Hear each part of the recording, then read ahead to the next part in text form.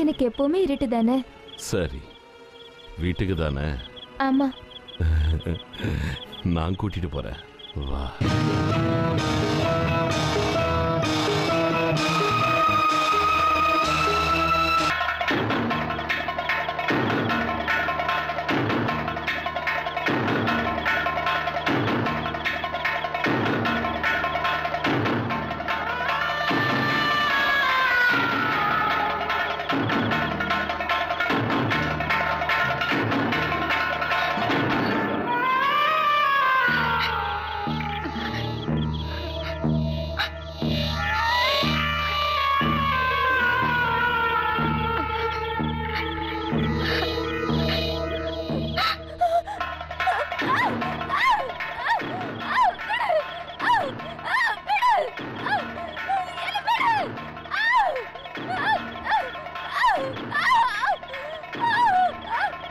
கௌரி,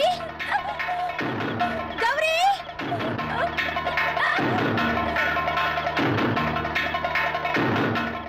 கௌரி, கௌரி.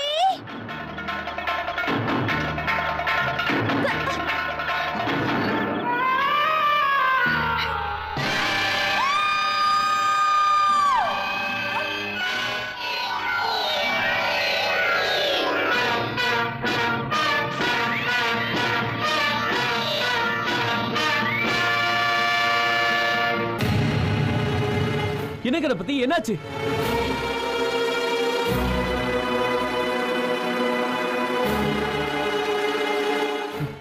என்ன நடந்தது?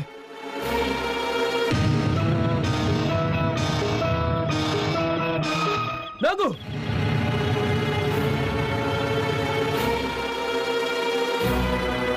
நீங்க லட்சுமியை வீட்டுக்கு கூட்டு போங்க. இவனை நாம பார்த்துப்போம், வாங்க.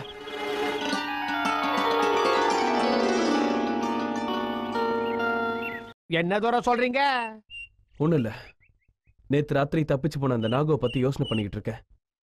இத்தனை நாளா நம்ம ஊருக்குள்ளேயே எல்லார் கண்ணு முன்னாடி வளர்ந்த 6 அடி பாம்பை பத்தி யாருக்கும் தெரியாம போச்சு. அவன் பாம்பு மாதிரி மாறுவான்னு யாருக்குமே தெரியாதுல்ல தூர. இருந்தாலும் ரொம்ப நாளா எனக்கு ஒரு சின்ன சந்தேகம் இருந்துகிட்டே இருந்தது. என்னது? போன வருஷம் ஒரு பொண்ணு வந்து பாம்பாட்டம் ஆடிக்கிட்டு இருந்தது.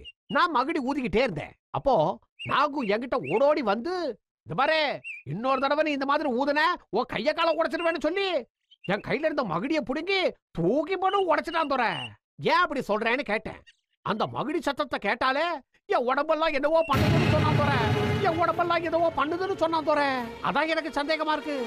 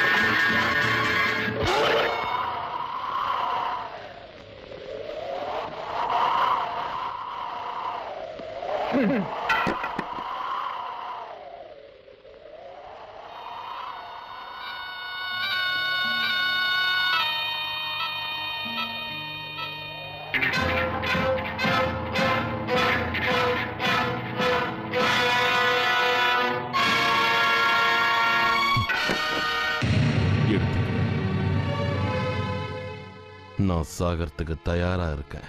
உன்னை சாகடிக்கிறதுக்கு நான் தயாரா இல்ல. என்னால உன்னை கொல்ல முடியும்.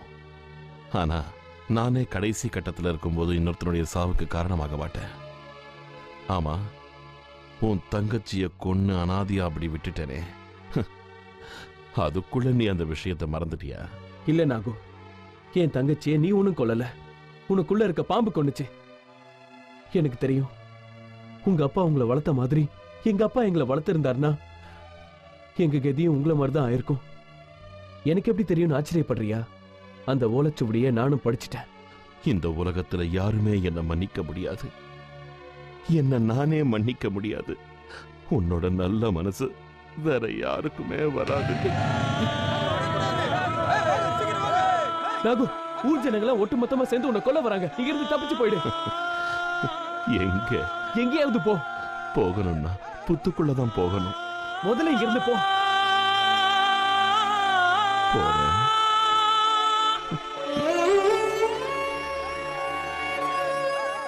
சீக்கிரம் போ. நாகு, எல்லாரும் வந்துகிட்டு இருக்காங்க. சீக்கிரம் போ.